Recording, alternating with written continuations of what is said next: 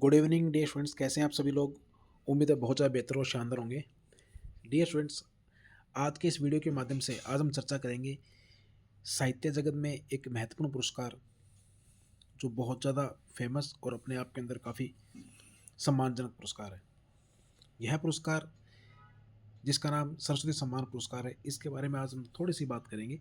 और यह वीडियो उन बच्चों के लिए काफ़ी महत्वपूर्ण साबित होगा जो यूजीसी नेट की परीक्षा या फर्स्ट ग्रेड सेकंड ग्रेड, जो बच्चे हिंदी साहित्य से अपने आप को आगे बढ़ाना चाहते हैं या हिंदी का टीचर बनना चाहते हैं, कॉलेज के अंदर लगा लो या केवीएस की भर्ती। इसके अलावा जो एएमआरएस के जो एग्ज़ाम आते हैं फर्स्ट ग्रेड सेकंड ग्रेड के जो टीचर के लिए, उनके लिए यह वीडियो काफ़ी इंपॉर्टेंट साबित होगा। तो चलिए स्टार्ट करते हैं इस वीडियो को बिना किसी देरी से। Let's have start. आज हम बात कर रहे हैं सरस्वती सम्मान की। सरस्वती सम्मान, इसका एक छोटा सा परिचय हम थोड़ा सा पढ़ लेते हैं। सरस्वती सम्मान, यह सम्मान भारत के सबसे ऊंचे साहित्यिक पुरस्कारों में से एक है। इसकी जो स्थापना है, इसकी जो स्थापना हुई थी वो हुई थी 1991 में के बिरला फाउंडेशन के द्वारा इसकी स्थापना की गई थी। अब के बिरला फाउंडेशन, जिनका पूरा नाम है कृष्ण कुमार बिरला फाउंडेशन, यह इनका पूरा नाम है।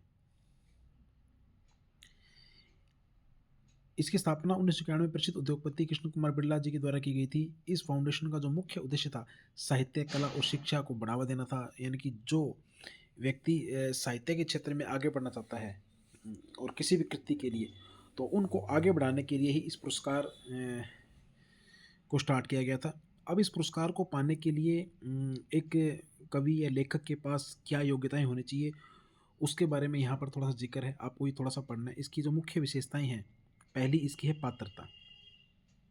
इसकी पात्रता को चलिए हम पढ़ लेते हैं। इसकी जो पात्रता है,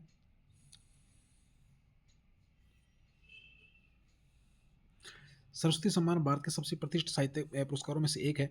यह सम्मान प्रतिवर्ष किसी भारतीय नागरिक के द्वारा भारतीय संविधान की 8वीं अनुसूची में शामिल 22 भाषाओं में से किसी एक में लिखी गई उत्कृष्ट साहित्यिक कृति को दिया जाता है। कहने का अभिप्राय यह है कि जो भारत का जो संविधान है, संविधान के अंदर जो 8वीं अनुसूची है जिसके अंदर भाषाओं का जिक्र है, ये आप सभी को पता है। हिंदी साहित्य जो पढ़ने वाले या कोई भी साहित्य पढ़ने वाले, उन सबको ये बात पता है कि संविधान की 8वीं अनुसूची के अंदर 22 भाषाओं का जिक्र है। और कोई भी व्यक्ति इन 22 भाषाओं में से किसी भी भाषा के अंदर यदि कोई भी कृति लिखता है, किसी भी विधा के अंदर, चाहे वो उपन्यास हो, चाहे वो कविता संग्रह हो, चाहे वो आत्मकथा हो, मतलब हिंदी के अंदर जितनी विधाएं होती हैं उनके अंदर कोई ऐसी कृति है, उस कृति को मतलब उसमें पूरे इंडिया के अंदर टॉप 1 की रैंकिंग दी जाती है और फर्स्ट आने वाले को ही इसके लिए पात्र माना जाता है। इसकी जो समय सीमा है, समय सीमा की यदि बात करें तो इसकी जो समय सीमा है, यानी कि लेखक की वह कृति पिछले 10 वर्षों के भीतर प्रकाशित होनी चाहिए। यानी कि कोई व्यक्ति है और उसको सरस्वती सम्मान चाहिए, उसने कोई भी कृति, जैसे मान लो किसी ने उपन्यास लिखा है, तो वह उपन्यास 10 वर्षों के भीतर उसको मार्केट में आ जाना चाहिए, मतलब उसको वो पब्लिश करवाना पड़ेगा। ये इसके लिए इम्पोर्टेंट, ये एक बाध्य है, एक नियम है इसका एक। उसके बाद यदि जब कोई व्यक्ति सिलेक्ट हो जाता है जिसको ये पुरस्कार मिलने वाला है, तो उसकी पुरस्कार राशि के तौर पर उसको क्या मिलता है? विजेता को 15 लाख रुपए इनाम, एक प्रशस्ति पत्र और एक पट्टिका भेंट की जाती है।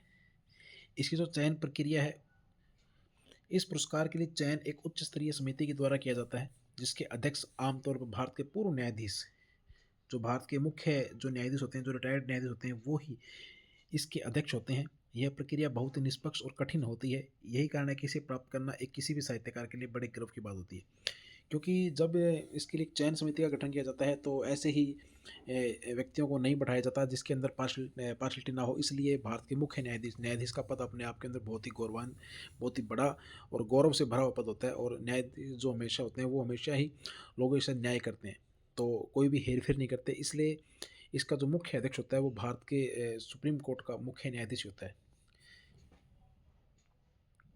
हिंदी साहित्य के सरस्वती सम्मान विजेता अब तक हिंदी के कई दिग्गज लेखकों को उनके अद्वितीय योगदान के लिए इस सम्मान से नवाजा जा चुका है। यानी कि हिंदी साहित्य के अंदर भी कुछ ऐसे कवि रहे हमारे हिंदी साहित्य, हिंदी जगत के अंदर, जिनको यह सम्मान प्राप्त हुआ है। तो उस लिस्ट पे थोड़ी सी नज़र डाल लेते हैं, आइए हम चर्चा करते हैं।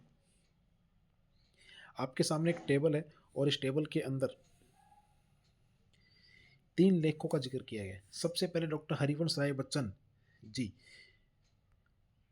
जिनको 1991 के अंदर उनकी कृति थी क्या भूलूं और क्या याद करूं।